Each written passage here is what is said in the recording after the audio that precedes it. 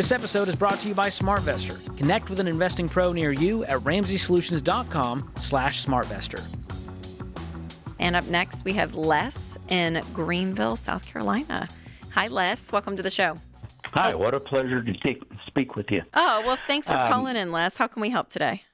My question is there any rule of thumb or percentage of how much of our assets we could have tied up in our home versus cash? Our current situation is I'm 72, my wife is 69, and we still have income from our business of $300,000 a year, but that will slowly curtail as we enter more of a semi-retirement mode. But we're currently $2.5 million net worth, $2 million cash, $500,000 in the home. Mm-hmm. We were looking at a potential purchase or upgrading, or wouldn't this be nice in a home? We're a little bit spoiled. We've had 2 occasions where we've lived on the water on a lake. Mm-hmm. In our town, we have a small, they call it a mountain, but it's a small mountain that is overlooking. Yeah, but it has a limited number of home sites. Or it's quite old. A lot of the homes are quite old up there, of about 120, overlooking the city with mountain ranges in the west. And so you're wanting to upgrade from the 500,000 or second home, second or upgrade? No, it would be primary home. Okay. What's it going to cost to get that house on the big hill? Well, if it doesn't stay within 1 million or 1.1, then the deal's off the table. But then that would be a shift of we'd have $1 million in the house and $1.5 million in cash. How long will you continue to draw the 300,000, and how quickly do you think what will be the rate of deplenishment?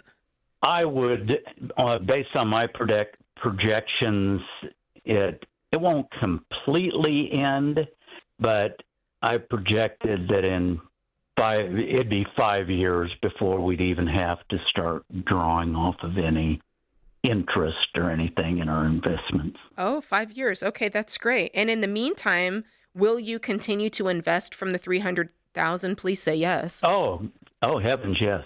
Here's a brief background story. After bankruptcy and foreclosure at age 57, my wife's 54, we walked into a financial peace university class, nothing to our name, $320,000 in debt. Mm-hmm. In exactly 10 years, almost to the day, we said, when Dave showed us the path, we said, we're committing to this, we're doing this. Almost 10 years exactly. Wow. We hit the first million. The next 5 years, the second million. We're on track that the third million would be in 3 years. Yes. Increment. Unbelievable. Gosh, Les, well done, you guys. That's incredible. Absolutely incredible. Yeah. So I am. Do you guys grateful to you folks? Oh, well, no, Les. I mean, you're the one that did it. I mean, seriously. And would you say 20 years ago? It'd be 16. 16 years ago. 16, okay. Yeah. Incredible. Yeah. So I think from the rough math, if you guys are able to, be able to get this 300,000, and I know you have to live on some of it, but in 4 years, that could easily become another million to throw in. So I think if you guys keep it around that $1 million mark from just the rough math of, even if you just didn't even add the other million, but you had the 2 million, and if you're living off 6% or whatever it may be, I think you guys will be totally fine. Do you have a good financial planner? Yes, I kind of hesitate because I've been kicking around just doing it myself. Sure, yes. No, that's fair. Yeah. So I think sitting down and kind of running out all the numbers with someone, because if you're 72 and in good health, I mean, you could live another 20 years. But I think, Jay, did you? Yeah, I was just looking through it. I mean, you should be putting away at least $3,750 a month. Does that feel about right for you? Yeah, currently or more. We're putting away $150,000 a year. Okay, great. And so you have to consider, lump sum is going to double every 7 years. So let's say, like you said, it's at least 5 years that you'll continue to get that $300,000 income. So Well, you guys no, it's going to incrementally reduce. Okay. But yeah, what's it cost to run your household? You've got a lot of margin, correct? Right. Current to run the household is $7,000, but Yes. at this point, $2,800 of that a month is designated to vacations. Mm-hmm. Yeah, exactly. So you've got plenty of margin. My point is you should do this. That's my point, is you're going to have plenty of money. You guys have done well. You've got a great income. It's going to dwindle, but it's still going to be a really great income for the next 5 years, even as it continues to slowly go down. I'm okay with you're doubling in house, and I'm okay with it, Rachel. Mm-hmm. I think the million, you have $500,000 in your primary home now. It's just pulling out another $500,000 to upgrade to $1 million home. And then you guys will have that $2 million in cash. Yeah. And then you'll be putting some money away continually. And then I think from there, I think you got a great nest egg. And I think you'd be totally fine. But again, I think running all scenarios with somebody who's looking at the market, looking at rates, looking at how aggressive your funds are, how not aggressive they're putting, whatever that you're invested in, I would be running some long-term numbers.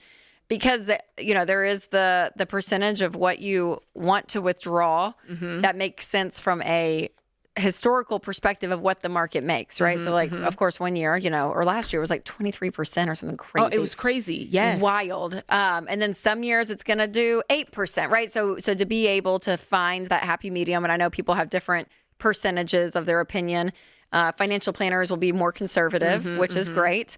I think Dave's is a little aggressive. What he says that you can pull out, he's like, it's fine. The market's gonna be fine. Right. But we run in those numbers long term for you and your wife over the next, map out 20 years and just see what it brings you. But you should be totally fine, Les. I think you're being very conservative. And again, it's not this percentage, but the fact that everything's paid off too, because that is one thing we think about going into retirement, having a paid off house is a huge upside to when you start actually pulling some money from retirement, of how much you actually need to pull. When you don't have to pull a mortgage or rent, that saves you a ton. That's right. So Les, well done. You and your sweet wife, 16 years ago, decided to change the game on what you guys do with your money. And it just proves that money is a long-term marathon, you guys. But it works. If you do the right stuff over and over again, it works.